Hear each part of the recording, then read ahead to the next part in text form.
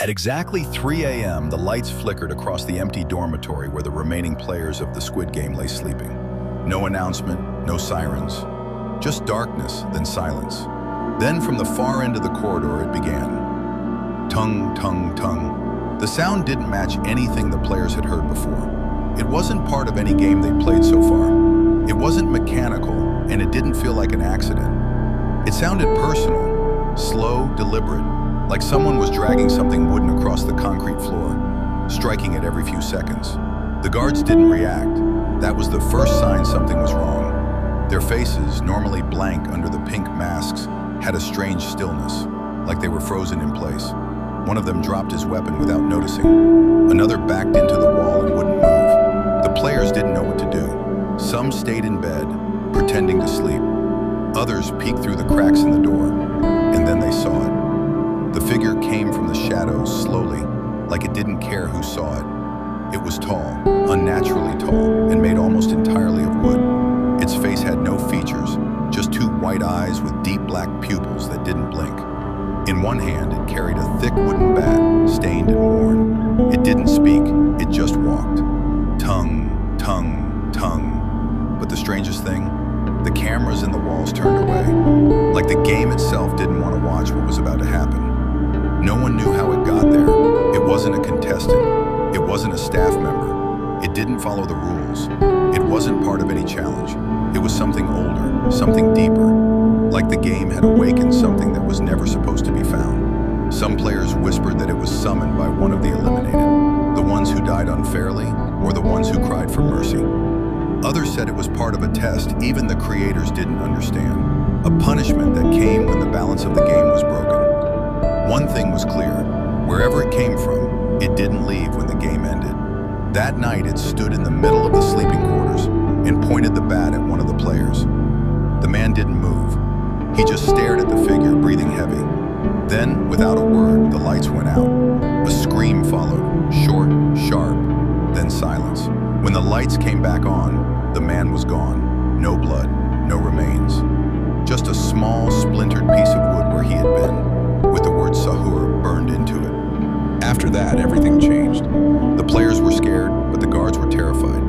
They started locking doors that were never locked before. No one walked the halls alone. The front man stopped appearing in person. Orders came only through speakers. Each night at 3 a.m. the knocking returned. Sometimes it came from the ceiling, sometimes from beneath the floor. Always 3 knocks, always followed by silence. Anyone who responded, whispered, moved, cried out, vanished, like they were erased from the game. The next challenge was different, no explanation. The players woke up in a replica of their dorm, but it was twisted. The walls were too tall. The windows showed a black sky with no stars. There were no guards, no clock, just a voice over the speaker, repeating, "The Sahur game begins." That's when they realized this wasn't part of the normal Squid Game. This was something else, a game within the game. The rules weren't clear, but they knew the first one, don't speak after 3 a.m. One of the players, desperate and angry, tried to break the door down during the night. He screamed into the hallway, demanding answers.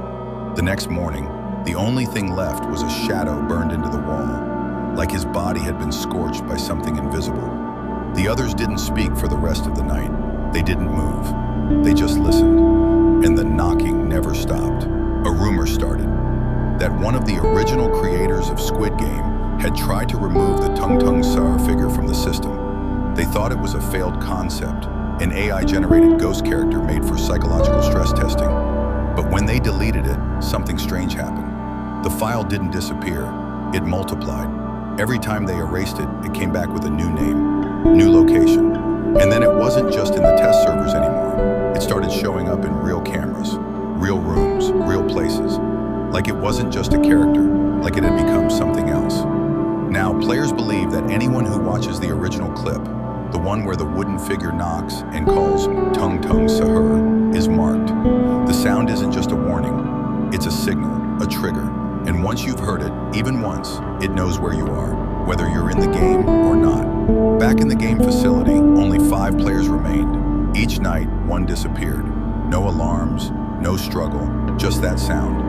Tung, tung, tung. On the final night, the last player didn't sleep. He sat